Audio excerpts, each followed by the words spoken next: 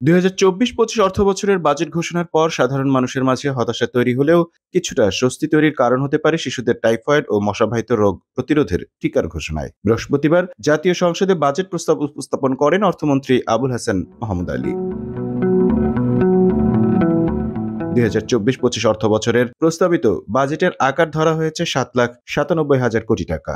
বিশাল অঙ্কের এই বাজেটের ঘাটতি ধরা হচ্ছে ২,৫১,৬০০ কোটি টাকা, আর অনুদান ছাড়া ঘাটতির পরিমাণ দাঁড়াবে ২,৫৬,০০০ কোটি টাকা, যা মোট জিডিপির ৪.৬%।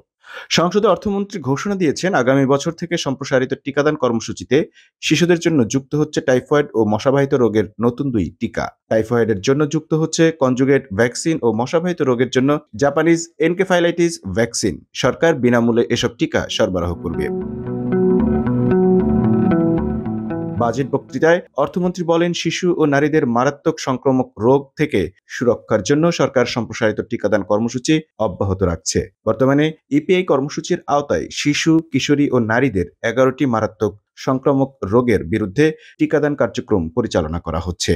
এর সঙ্গে ২০২৫ সালে ইপিআই কর্মসূচিতে টাইফয়েড, কনজুগেট ভ্যাকসিন ও জাপানিজ এনকেফালাইটিস ভ্যাকসিন সংযোজন করার সিদ্ধান্ত নেওয়া হয়েছে। মন্ত্রী বলেন, ২০২৩ সালের অক্টোবর মাস থেকে নারীদের জরায়ুমুখ ক্যান্সার প্রতিরোধী হিউম্যান প্যাপিলোমা ভাইরাস টিকা কর্মসূচিতে সংযোজিত হয়েছে দেশের ১০ থেকে ১৪ বছর বয়সী কিশোরী ও শিক্ষা প্রতিষ্ঠানের ৫ম থেকে ৯ম শ্রেণী পড়ুয়া ছাত্রীদের ক্যাম্পেইন আকারে টিকা দেওয়া হচ্ছে। Mamun Mahfuz, time news desk.